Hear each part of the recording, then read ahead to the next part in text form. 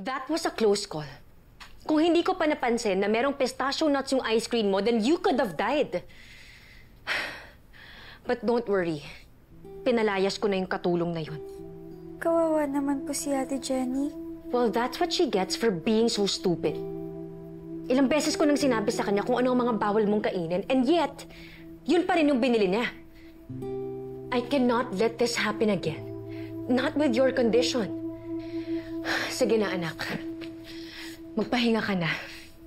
Pero, Mami, paano po yung birthday party ko? It's over. Pinauwi ko na yung tita mo. Pero, Mami... Muki, please. Huwag ka nang makulit. Umpisa pa lang, ayoko na talagang ituloy itong party mo. Dahil may gut feel ako na baka may mangyari sa'yong masama, and true enough, this is what happens to you. Kaya dapat talaga nakinig na ako sa intuition ko. So sige na, magpahinga ka na, okay? Get some rest.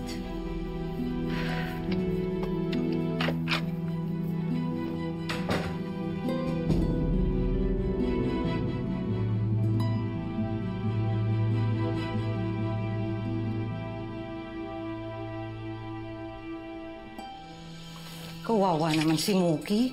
Minsan na nga lang mag-celebrate ng birthday yung bata. Siya may pa. Paano ba naman kasi? Susunga-sunga yung Jenny. Sinabi ko na nga maraming allergies yung bata eh. Masisisi mo ba yung tao? Pareho silang green ng avocado. Pero, teka. Ano nga bang sakit ng batang mo? Alam mo, naging palaisipan sa akin yun. Ikaw, Malu, kinuha kita dito para maging kasambahay, hindi para magmarites. Tapusin mo na yan! Busy yung taon, tanong.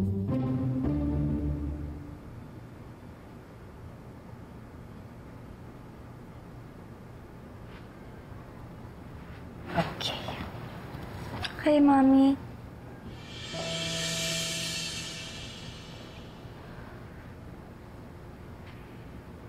Bakit nandito tong tablet? Di ba sinabi ko sa'yo that you can only use this for school purposes? Pero, Mami, ginagamit ko lang naman po yan kapag bored po ako eh.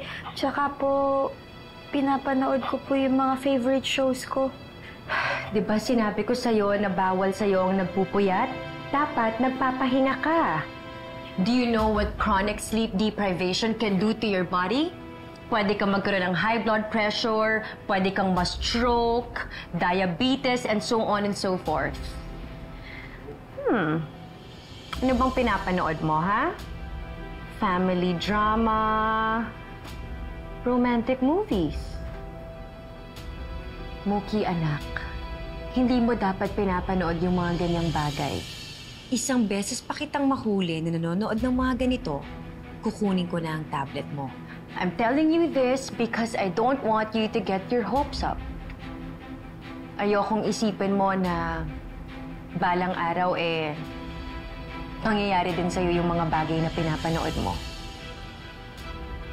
Sa kondisyon mo, you'll never be normal. And you'll never find someone who will love you. And let's just say that you do. Trust me. That someone will leave you dahil iisipin niya, isa kang pabigat. Naalagain ka.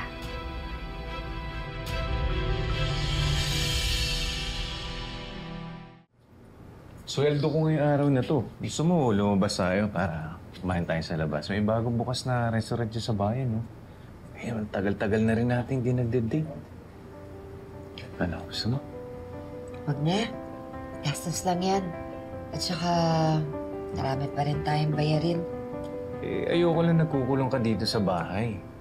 Ay, naku. Pinagsasabihan ko nga yung asawa mo na lumabas naman paminsan-minsan. Samahan ako sa mga gimmick ko. Wala. Mas gusto pa yata maging ermitanya. Hoy, Emma, dito sa live, dapat nag-enjoy ka. Tignan mo ako, batang-bata. Di ba? Opo, Nay. Salamat. Makaligo na ka. Pinumi ko. Han, huwag mo na akong alalahanin. Ayos lang ako. Sige. Uwi na lang ako na mas maaga mamaya. Ha? Okay na. Bye.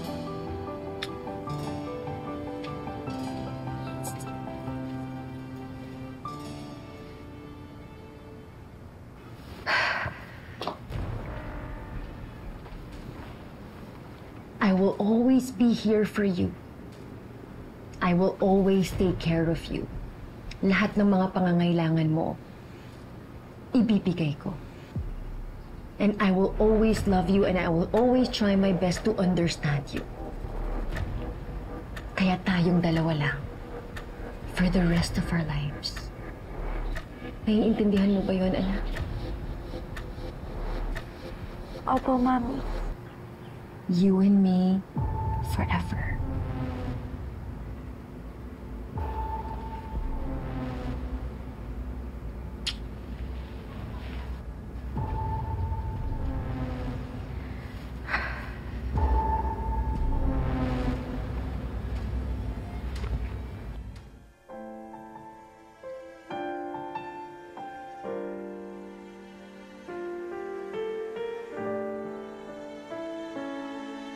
Lumaking malungkot at nag-iisa, puno ng takot at pangamba, naghahanap ng yakap at galingan.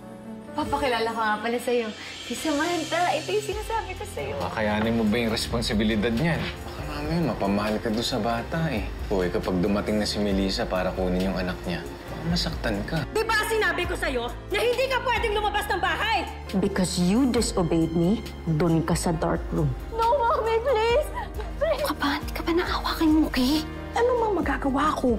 Eh, kung magsumbong ka kaya sa Pantay Bata. Well, very complex kasi talaga ang condition ni Muki. But have you taken her to the hospital? Are you forgetting? I'm a doctor. Hindi ka naman nakatapos ng med school. Bakit po yung love niyo po para sa akin, hindi ko po maramdaman? I said stop!